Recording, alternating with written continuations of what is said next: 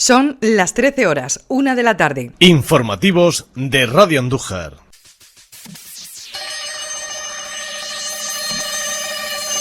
Fuente Sorda, un espacio de los servicios informativos de Radio Andújar. Escribe y presenta Juan Parras. ¿Qué tal, señoras, señores? Bienvenidos. Buenas tardes. La imagen que damos de país rico que tira a la basura los alimentos que le sobran es el reto al que se enfrentó el gobierno y que le declaró la guerra a tanto desperdicio alimentario. Se aprobó en Consejo de Ministros y se le conocía como proyecto de prevención de las pérdidas y el desperdicio alimentario y está en vigor desde enero de 2024. Su objetivo pasa por reducir el desecho de alimentos sin consumir y favorecer un mejor aprovechamiento de estos.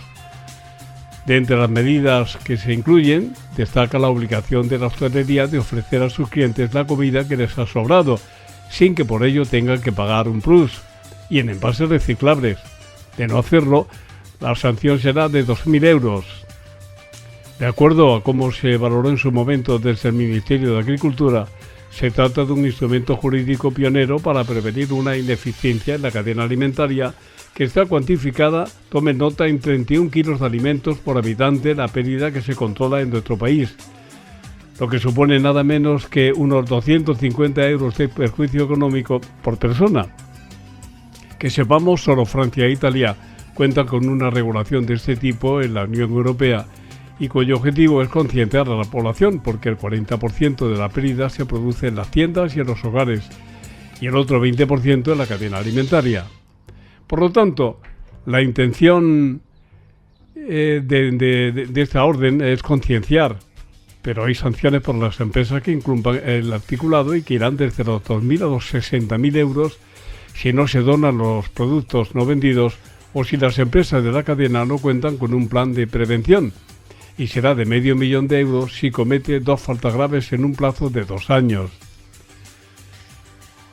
Esta ley también incluye medidas para evitar la pérdida de alimentos en toda la cadena alimentaria, desde la cosecha hasta el consumo, ya que todas deberán contar con un plan de prevención que incluya un autodiagnóstico desde el que adoptar medidas para minimizar las pérdidas, que en 2020 alcanzaron los 1.300 millones de kilos de alimentos en los hogares, con una media, como decíamos antes, de 31 kilos por persona. Las empresas, por otra parte, deben estipular el destino de los alimentos para evitar su desperdicio bajo la premisa de que la prioridad máxima será siempre el consumo humano a través de la donación o redistribución de alimentos. Para donar excedentes, los agentes de la cadena deberán suscribir convenios de colaboración con empresas, entidades de iniciativa social y otras organizaciones sin ánimo de lucro o bancos de alimentos. Por otro lado, la ley contempla la transformación de alimentos no vendidos, pero que estén en condiciones óptimas, como zumos o mermeladas, y los que ya no sean aptos para el consumo humano. Desde el Ministerio se señala que cuando los alimentos ya no sean aptos para el consumo, la preferencia de uso será la alimentación animal y fabricación de piensos. El uso como subproductos en otra industria ya como residuos y la obtención de compost o con biocombustibles, por este orden. Otra de las medidas pasa por que los establecimientos comerciales dispongan de líneas de venta de productos feos, imperfectos o poco estéticos. Promover el consumo de productos de temporada, de proximidad o ecológicos e incentiven la venta de productos con fecha de consumo preferente o de caducidad próxima. Como hemos dicho, señoras y señores, fue en enero de 2024 cuando estas normas entraron en vigor y cuando los controles a partir de ese momento fueron efectivos. Así que, por si acaso ustedes no lo sabían, se pueden ir preparando para evitar el derroche de alimentos que tenemos por costumbre desperdiciar en casa, pues eso, mejor para todos. Gracias, buenas tardes. ¿Qué tal? Muy buenas tardes, gracias. Ahora nos toca a la redacción de informativos seguir contándoles las noticias de hoy brevemente antes en titulares para que tomen buena nota. Estas son. Pues con las altas temperaturas vamos a hablar justamente de calor. Vamos a hablar de una guía que incorpora nuevos datos a tener en cuenta en el Plan Nacional frente a las olas de calor. Por eso hoy también nos acercamos a qué podemos hacer, pues de una manera más inmediata ante estas situaciones de alto calor, con ejemplos y con buenos consejos que nos da Pepa García, es enfermera que de esto tiene mucha información. Pero antes también repasaremos la actualidad política. Hablamos con Encarna Camacho, que ha querido contestar algunas cosas que el alcalde Paco Carmona decía al respecto de mala gestión, por ejemplo, andalucista. Vamos también a hablar de actividades que se avecinan de cara a julio, dirigidas a la gente joven. Para hablar de tecnología y de innovación, vamos a hablar de Río y también de iniciativas que impulsa la Junta de Andalucía relacionadas con la dependencia. Comenzamos. Pues comenzamos con asuntos relacionados con la política municipal, la política local, protagonista en el Ecuador de la legislatura. Y como les decíamos, el alcalde Paco Carmona recientemente, lo habrán escuchado, mantenía una entrevista con los servicios informativos de Radio Andújar. Hablábamos de algunos asuntos que, bajo nuestro punto de vista, habían quedado un poquito en el tintero en su balance de gestión. Y bueno, de esas declaraciones del alcalde, pues hay otras formaciones políticas que quieren contestar porque se sintieron aludidas. Es el caso de Andalucía por sí. Encarna Camacho decía que el alcalde había dicho algunas cosas que atacaban directamente a su formación política y concretamente nos lo ha querido aclarar y también dar su versión. Sí, bueno, sobre todo con respecto a lo que dice, es lo que nos aludió a nosotros personalmente, ¿no? A lo que lo es los andalucistas.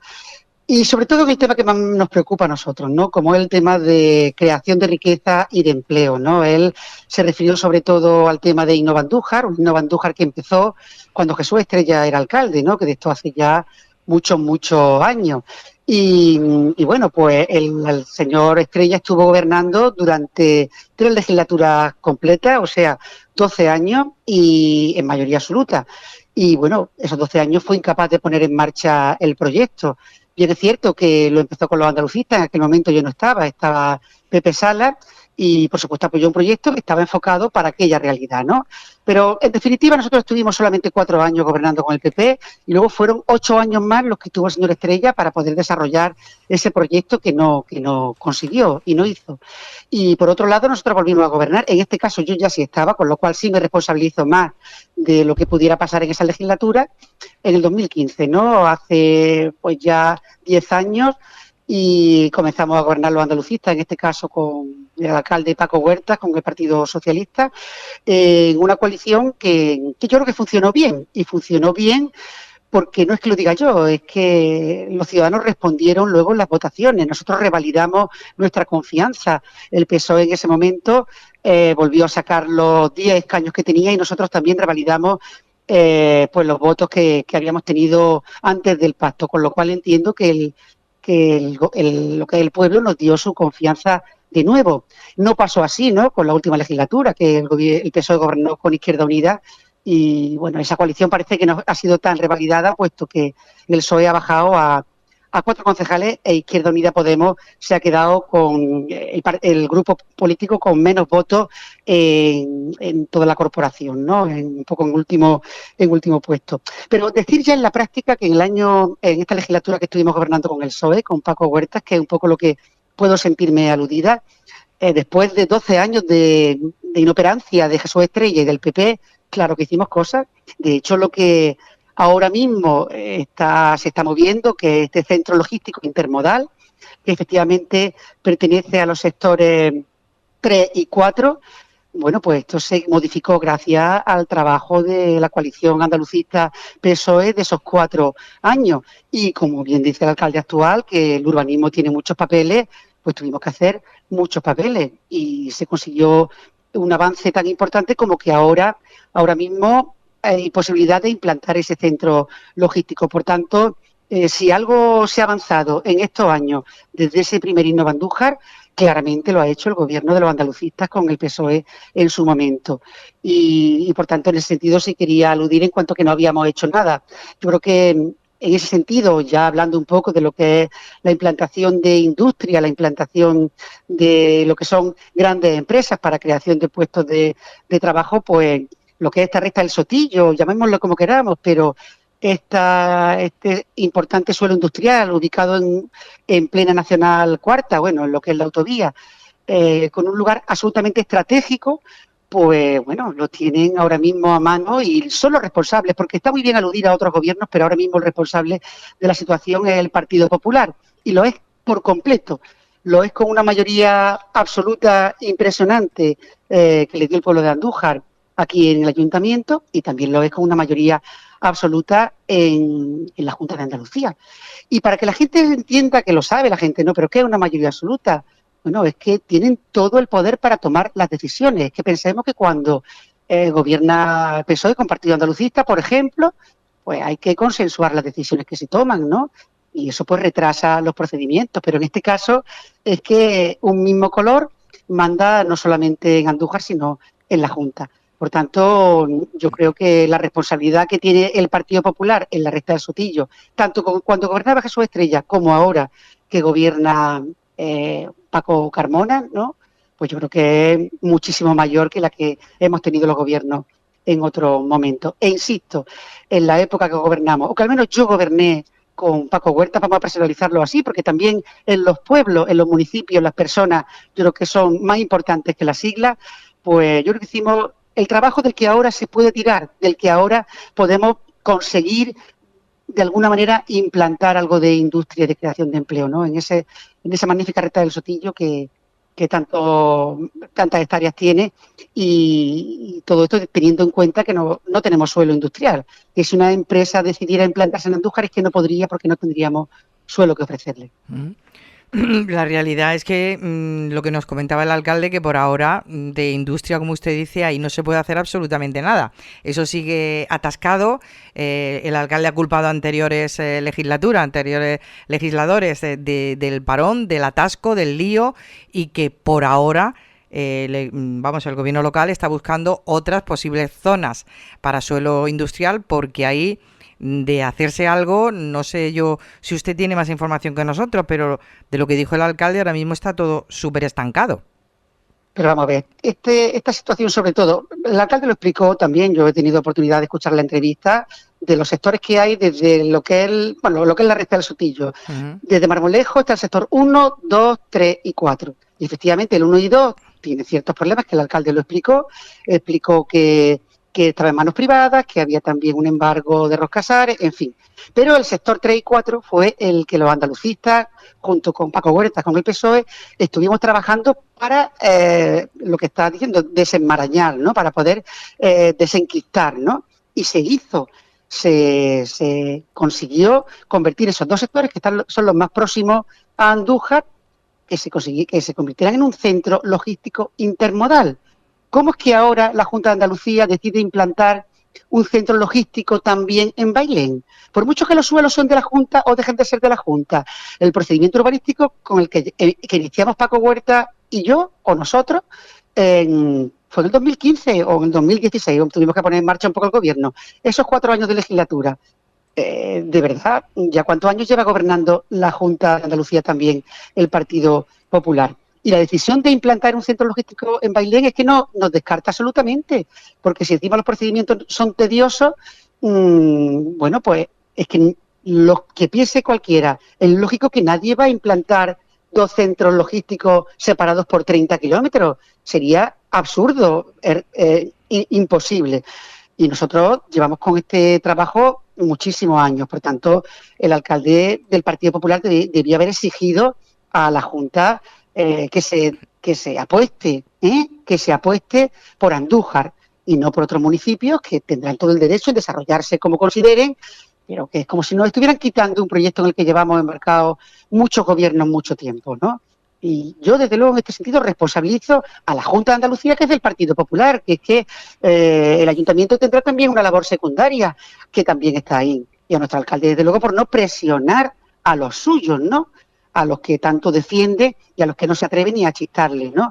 Por tanto, yo creo que a veces la gente vota a un partido porque piensa que en Andújar si tenemos ese partido y luego hay representación en la Junta de Andalucía y además el delegado de la Junta es de Andújar, el señor Estrella, pues vamos a conseguir tener mejor relación y que nos traigan proyectos.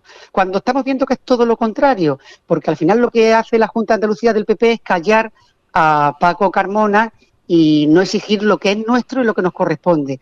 Y como digo, estaba desquistado por los andalucistas y el PSOE en las legislaturas que estuvimos trabajando Paco Huerta y yo, transformándolo en un centro logístico intermodal, con los procedimientos urbanísticos que había que hacer y, según tengo entendido, después de una modificación puntual que se presentó ya a principios de esta legislatura, ahora la pelota está en el tejado de la Junta de Andalucía. ¿Y por qué no se mueve?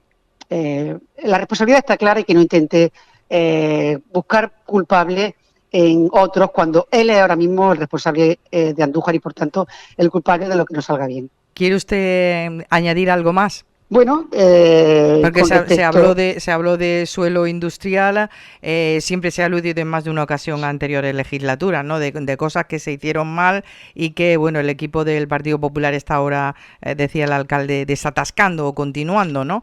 Pero se habló de suelo industrial o se habló, por ejemplo, le planteábamos la plantilla de los bomberos que se están quejando, en fin, algunos asuntos a ese nivel. Bueno, con la plantilla de los bomberos es curioso. Él dijo claramente que no había ningún problema. El alcalde mismo reconoce, y lo reconoció en el pleno pasado, que la plantilla de bomberos es la misma desde 2015. Yo creo que él mismo lo está diciendo todo. Y lo más grave ocurrió cuando el incendio de nuestra sierra, ¿no? Y los bomberos explicaron que también pasó en Safa, ¿no? También en Safa, pero quizás ecológicamente la sierra fue más grave, ¿no? Y los bomberos dijeron claramente que no pudieron atender a las emergencias por falta de personal y recursos. Cuando los bomberos dijeron esto, el alcalde lo que hizo fue culpar directamente de no cumplir con su trabajo a los bomberos. Yo no sé si lo recuerdan, es que parece que se nos olvidan las palabras que decimos además públicamente. El alcalde, en una comparecencia pública que estuvieron ustedes, todos los medios de comunicación, culpó directamente a los bomberos e insistió en que no cumplían su trabajo y los acusó públicamente de estar más preocupados por el sueldo que el servicio. Son palabras del propio alcalde y a nosotros nos parece una acusación absolutamente injusta que volvieron a responder los bomberos diciendo que habían estado 7 horas trabajando sin descanso y que habían arriesgado su integridad, que no tenían medios suficientes y con una plantilla mínima, ¿no? Por tanto, bueno, pues también un poco en ese sentido las palabras del alcalde yo creo que hay que matizarlas, ¿no? Con esto de que cuando usted le pregunta cómo va la relación con los bomberos y dice que perfectamente bien. Bueno, pues perfectamente bien no están, sobre todo cuando él mismo reconoce que desde 2015 están pues la misma plantilla de bomberos. Y luego con respecto, bueno, por ejemplo, el tema económico, ¿no? Curioso, ¿no? También cómo saca pecho de un tema, ¿no? En el que habla de superávit, ¿no? Habla de que tenemos remanente positivo de tesorería. Sí, y lo que yo digo es que justamente estamos en un momento en el que contra a lo que ellos prometieron, que era una bajada de la presión fiscal, han subido tasas e impuestos, ¿no? Y concretamente algo tan básico como el servicio de, bueno, la factura del agua, que incluye basura, abastecimiento, saneamiento, en fin, una serie de conceptos básicos absolutamente, ha subido en un 30%, ¿eh? Un 30% es una absoluta barbaridad, una subida impresionante. En nuestro gobierno con el PSOE, el de 2015, esos 4 años, nosotros no subimos absolutamente nada la factura del agua. Es más, aplicábamos el IPC e incluso cuando el IPC era negativo, pues aplicábamos también esa bajada. Por tanto, yo creo que aquí también está actuando en contra de lo que él dijo, ¿no? Y con respecto a que económicamente saca pecho del área de economía y Hacienda, sobre todo cuando habla de que se están pagando pues las deudas con los bancos. Esto los ciudadanos tienen que saberlo, ¿eh? Es como cualquier ciudadano que tenga una hipoteca, ¿no? Tiene una hipoteca, tiene una deuda, tiene que irla pagando todos los meses, ¿no? pues igual hacemos nosotros. Se pagan todos los meses y por eso cada mes que paga se va rebajando la deuda. Es que algo que lo hicieron también cuando gobernamos nosotros con el PSOE, lo hizo la legislatura pasada y se está haciendo también estos 2 años que llevan. Obviamente hay que hacerlo porque es un compromiso y una obligación el pagar las deudas. Por tanto, en ese sentido se baja lo que es la deuda con los bancos. Con respecto al pago a proveedores, ¿no? Que también en sus memorias de alcaldía ellos hablan de 6,9 días. Todos los proveedores saben que no es eso lo que se tarda en cobrar una factura.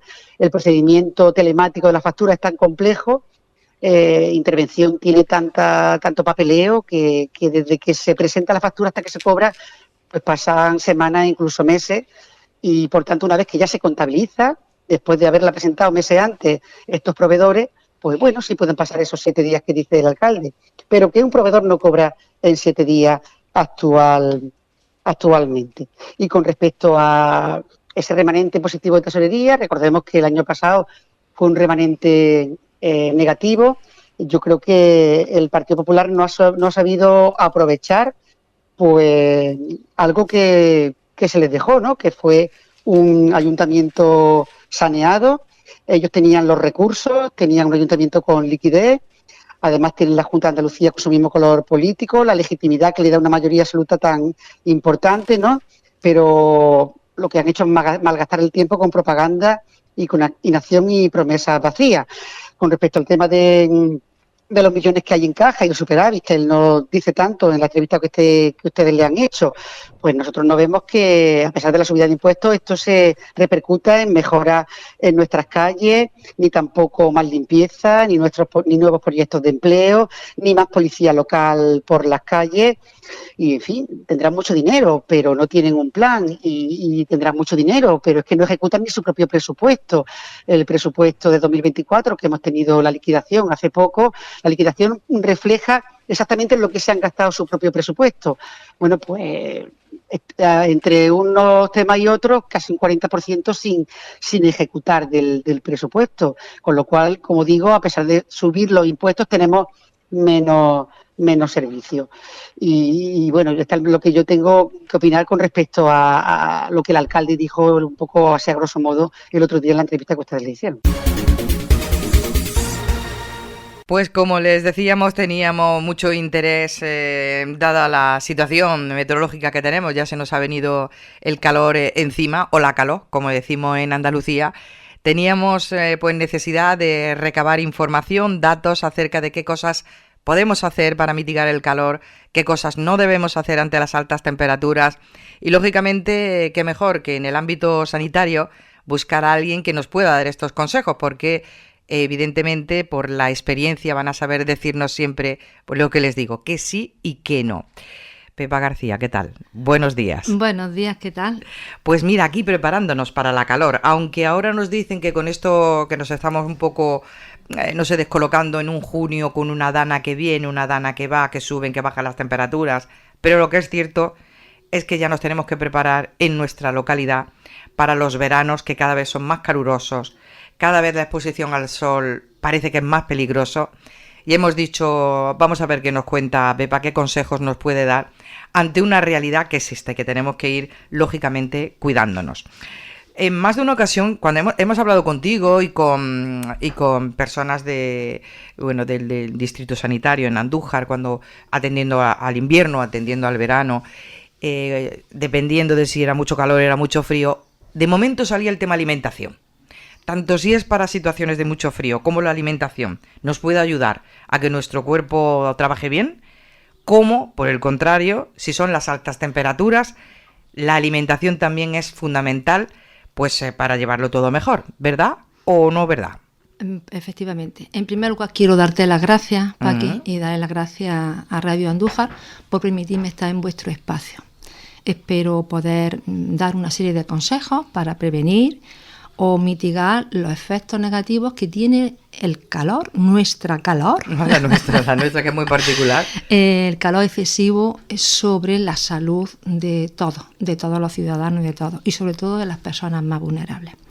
Contestando exactamente a tu pregunta, qué podemos hacer desde la nutrición y desde la alimentación para prevenir esto o mitigar, como hemos dicho antes, los efectos del calor. Yo creo que primero, en primer lugar, usar el sentido común siempre. Eso es fundamental. Y ese quizás es el que menos utilizamos. Y creo que hasta nosotros mismos, nuestro cuerpo nos dice qué es lo que tenemos que comer. Lo mismo que en invierno nos apetece comer cosas calentitas que nos reconfortan, ¿verdad? En verano, pues hacemos todo lo contrario y empezamos a tomar cosas más fresquitas. ¿Qué es lo que debemos de hacer? No tomar bebidas o comida excesivamente calientes. En primer lugar, hidratarnos, siempre, siempre. El agua es fundamental. Pero yo aquí recalcaría un tema muy nuestro, que es el gazpacho. ¡Qué rico! Fresquito. Y además es que nos apetece y todas y todos hacemos gazpacho cuando llega el verano. El gazpacho puede ser un gran aliado, siempre y cuando lo hagamos con un poquito menos de aceite, ¿vale? Y sobre todo la sal. ¿Por qué? Tenemos que cuidar de nuestros riñones, que es fundamental. Hay una gran cantidad de personas que son hipertensas y que todavía no lo saben. Y aquellos que son hipertensos, pues saben que siempre desde los servicios de salud se les aconseja no quitar por completo la sal, pero sí reducirla todo lo que se pueda. Así es que tenemos ahí ya dos cosas que podemos hacer, que es beber agua y segundo, tomarnos un gazpachito porque tiene muchos minerales, muchas vitaminas que nos van a servir para rehidratarnos correctamente. Y poquita sal.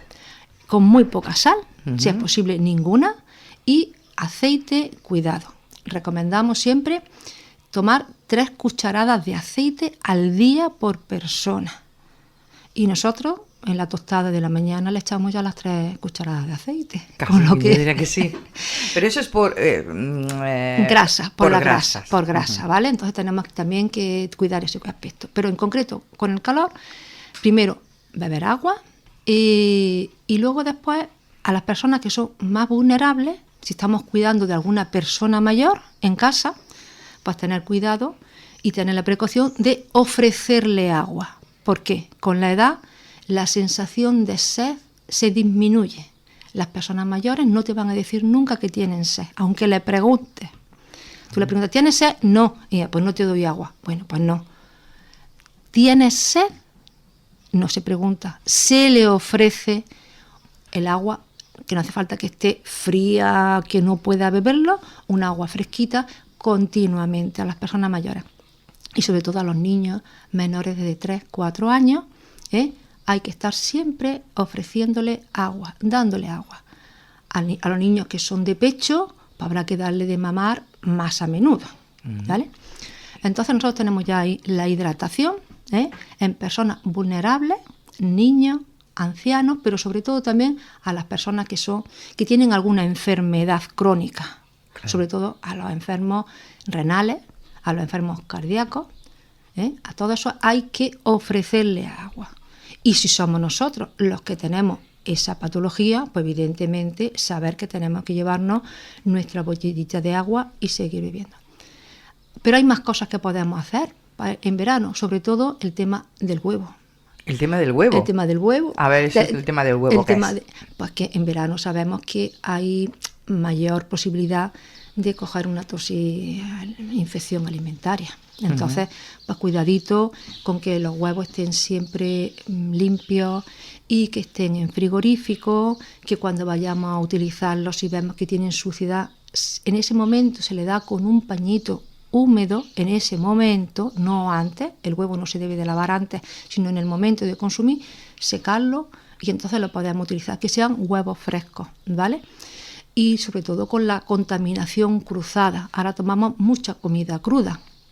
Tenemos que tener cuidado a la hora incluso de partir sobre la tabla, de partir y con el cuchillo de no mezclar alimentos crudos con alimentos cocinados, por el peligro que pueda tener también de infección alimentaria.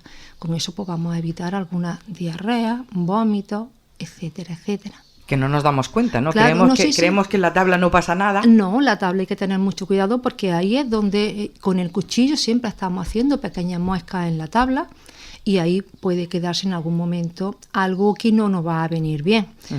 Refrigerar toda la comida, no tenerla al aire libre, por ese mismo motivo, porque es que ahora mismo una comida a temperatura ambiente puede ser un vehículo para que contraigamos algo que no nos apetece en verano. En absoluto. Por cierto, que ya hablabas de la tabla y yo ya he escuchado en más de una ocasión el problema que pueden tener las tablas de madera frente a las tablas ahora que se venden, que no son tablas, que son de en plástico, ¿no? Pero que tanto la una como la otra hay que desinfectarlas bien y hay que mantener una higiene, especialmente en verano. Efectivamente, cada vez que se utiliza la tabla tenemos que lavarla bien y secarla. Tener cuidado de no dejar la tabla húmeda, porque también en la humedad pueden proliferar determinados gérmenes. Claro. Oye, Pepa, hay una cosa, cuando hablamos de los alimentos calientes o los alimentos fríos, a mí que me gusta mucho la cuchara, siempre me planteo, es que a mí en el verano me apetece cocido, claro. Me apetece unas judías, me apetece unas lentejas, pero una temperatura un poquito... Ahí estamos. Es que ahí tenemos que tomar mucha verdura, mucha fruta, esa debe de ser la base fundamental. Y luego después, el segundo sería las legumbres. Las legumbres, que es que no le damos la importancia que tienen. Las legumbres tienen unas proteínas de altísima calidad. Bien, es cierto que a lo mejor tenemos que complementarlas. Eso de que dicen, es que las proteínas vegetales son menores que las proteínas animales. No, mire usted, las proteínas son proteínas. Lo que pasa es que a lo mejor no son todas las completas que puedan ser en la carne o en el pescado. Tenemos que complementarlas. Para eso nosotros somos muy hábiles, que siempre le echamos pues un puñadito de arroz a las lentejas, por ejemplo, ¿no? Y complementamos. Entonces, utilizar las legumbres. La legumbre no solamente puede ser en cocido, es que tú te puedes hacer pues un sofrito de verdurita y le echas tu garbanzo o tu alubia y te lo tomas fresquito. Y una ensalada con legumbres, con judías, por ejemplo. Con judías, con lentejas, Bueno, pues, y cocido, ¿por qué no vamos a comer cocido en verano? Lo que pasa es que no lo tomaremos a la temperatura que lo tomamos en invierno. Y siempre procurando de no echarle mucha sal, ¿vale? Siempre con la sal y con la grasa. Siempre ¿vale? Mucho cuidadito. Eso. Pero que quizás nos apetece menos eso. Claro, también es verdad. Pero un platito de cuchara, como siempre digo, siempre, y una sopita más fresquita. Sí. El líquido, que es lo que hemos dicho que tenemos que beber, mucho líquido, ¿vale? Claro que sí. Bueno, esto en cuanto a la alimentación. En casa, ahora con las altas temperaturas, iba a decir que están por venir, ¿sabes? Pero con lo que ya hemos vivido, con las altas temperaturas en casa, ¿qué podemos hacer? Yo creo que, bueno, no sé si a vosotros os acordáis de cuando nuestras madres salían a la calle a echar agua en la puerta, ¿no? Baldeaban la puerta, le echaban a regaban. Y por la noche cuando nos salíamos, a mí me gusta mucho eso, cuando salíamos por la noche a hablar, el rato de socialización, nuestras redes sociales eran la puerta de nuestra casa, ¿no? Hablábamos con la vecina y antes lo que hacíamos era refrescar un poquito el suelo. Y cuando dormíamos la siesta en el suelo, nuestras madres también refrescaban el suelo y ahí nos ponían pues la sábana o la manta, lo que se tuviera en ese momento. El camastro para echar la siesta, ¿verdad? Bueno, pues esa sabiduría popular tenemos que conservarla y yo creo que la conservamos. ¿Qué es lo que hacemos? Refrescamos la casa. En aquellas casas que posean aire acondicionado, pues van a tener menos problemas, está claro. Aire acondicionado o el ventilador, pero aquellas que no lo tengan, pues tendrán que seguir refrescando el suelo un poquito, pues se friega un poquito el suelo o se refresca de la forma que mejor se entienda. Por la noche se abren las ventanas para ventilar y refrescar, por la mañana también, y cuando empieza a hacer un poquito de calor, lo que solemos hacer todos es cerrar la ventana y bajar la persiana y los toldos, los que tengan toldo, o correr las cortinas y crear unas pequeñas corrientes de aire si es que circula el aire. Claro. Si es que circula el aire, una poquita corriente de aire. Con eso bajaremos unos grados la temperatura. En caso en el que nos sintamos mal, ¿qué podemos hacer desde casa? Pues refrescarnos nosotros y sobre todo si hay personas mayores y niños, pues tendremos que refrescarlos con unas toallitas húmedas. ¿Dónde? Pues en las extremidades, en la nuca, lavarle las manos con frecuencia o las extremidades para que esté más fresquita esa piel, que esa piel no llegue a estar nunca caliente. Y como he dicho antes, ofrecerle agua. Y en definitiva, pues intentar bajar la temperatura corporal pues, de la mejor forma posible. Claro, eso dentro de casa. Pero luego está el reto de hay que salir a la calle. Hemos escuchado en más de una ocasión, en la calle hay que tener mucho cuidado con muchos factores, porque son las altas temperaturas, depende de la hora y depende de la protección que tengamos que ponernos, ¿no? Claro. Ya salir a la calle en verano es... Si hablamos de esos colectivos más vulnerables, hay que tomarse las cosas más en serio, ¿no? Siempre salimos a primera hora de la mañana y a última hora de la tarde, ¿no? En eso creo que también somos muy sabios. Procuramos no salir o no hacer actividades que no estemos acostumbrados a hacer en las horas centrales del día. Pues es que prácticamente desde las 10 a las 11 de la mañana es que ya es casi imposible en algunos momentos estar en la calle. Y hasta algunas veces que llega a las 9 de la noche y tenemos 30 grados. Que tiene tela, pero por lo menos mientras no nos esté dando el sol directo, procurar siempre estar a la sombra, o la mayor parte del tiempo de nuestro trayecto está a la sombra, y luego después hay unos refugios climáticos que se llaman, ¿no? Por ejemplo, los espacios públicos que posean aire acondicionado, pues si en un momento nos sentimos mal, acudir a ellos. En los centros de salud, por ejemplo, pues si pasa cerca del centro de salud, ¿por qué no tener ahí un refugio climático o aquellos sitios del ayuntamiento en el que se pueda entrar y estar un momento y refrescarse ahí, un ratito, en la calle? Hago especial hincapié en el ejercicio físico. Si tú no estás acostumbrado a hacer ejercicio físico, por favor, no lo hagas en ese momento. Los deportistas no hacen ejercicio en la hora de máxima calor, ¿vale? Vamos a procurar no hacer deporte por el riesgo de deshidratación y de insolación. Mucho cuidado con los trabajadores que realizan la mayor parte de su trabajo al aire libre. Por eso los albañiles ahora pues empiezan un poquito más temprano, que a lo mejor nos pueden molestar porque es cuando estamos en el momento más adecuado del sueño, las 7 de la mañana, que te has quedado ahí dormica. Pero es que es fundamental que los trabajadores al aire libre estén protegidos y que estén siempre bien refrescados. Al decir protegidos, no solamente los trabajadores, sino que si estamos con niños o con personas mayores, ¿por qué no un sombrero o una gorrita? Y la protección solar que tú hablabas antes es fundamental, ¿vale? Lo mismo que las mujeres ya tenemos muy interiorizado, porque para que no nos salgan manchas en la cara nos ponemos nuestra protección solar todas las mañanas, que eso no nos falta prácticamente a ningún día, pues al resto de la familia exactamente igual, y no solamente en el rostro, sino pues, en aquellas partes del cuerpo en el que vayan a estar expuestas. Si vamos a la piscina, pues los niños pequeños siempre con camiseta, ¿vale?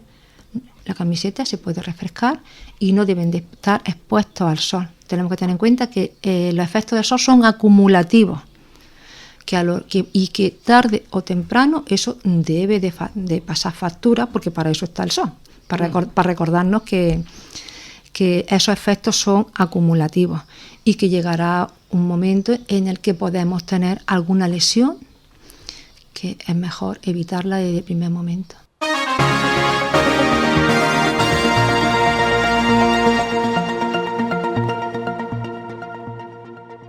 Nuevamente nos extendemos en nuestro informativo, pero la información es la que manda. Entre el 7 y el 11 de julio, y cambiamos de asunto, el pabellón ferial va a acoger la Semana de la Tecnología, la Innovación y la Ciencia. Tecnotribus se llama esta iniciativa dirigida a jóvenes entre los 9 y los 17 años. Hasta el 4 de julio se puede uno inscribir en tecnotribu.org. Una experiencia educativa única, nos dicen, que es gratuita, donde la ciencia, la robótica, la inteligencia artificial, la realidad aumentada y los videojuegos se convierten en herramienta para aprender jugando. Así que hay que apuntarse y tener en cuenta que esto, bueno, es una forma bonita, buena, agradable de empezar el verano. Y por otro lado, mañana tenemos una cita de nuevo con el proyecto Parque Fluvial Orgánico de Andújar, abrazando el Guadalquivir. cita en torno a una mesa redonda en la que diferentes personalidades de todos los ámbitos quieren poner en valor al río. Hay un historiador como Juan Vicente Córcoles de la Vega, Rafael Casuso, que es académico de la Real y Bellas Artes de Santa Isabel de Hungría de Sevilla, Noelia Martínez desde la Junta de Andalucía, Maudilio Moreno, que es arqueólogo, o el cronista oficial de Andújar, Enrique Gómez. Así que hay que tomar buena nota para participar mañana en esta actividad, que nos encargaremos de recordársela. Y como vamos mal de tiempo, un apunte que habla de dependencia. El delegado del Gobierno de la Junta de Andalucía, Jesús Estrella, ha puesto en valor la nueva subida de la Administración andaluza sobre la financiación para el sector de la dependencia en Andalucía, que va a beneficiar, dice Estrella, de forma directa a las casi 4.900 plazas concertadas de centros de día y residenciales que existen en la provincia de Jaén. Ha destacado Jesús Estrella que esta subida supone un incremento acumulado del 26% en plazas residenciales y del 32% en plazas para personas con discapacidad en los últimos 6 años. Este ha sido el balance que ha hecho el delegado del Gobierno. Pues con esta noticia terminamos nuestro informativo de hoy, como siempre, deseándoles lo mejor. Hasta luego.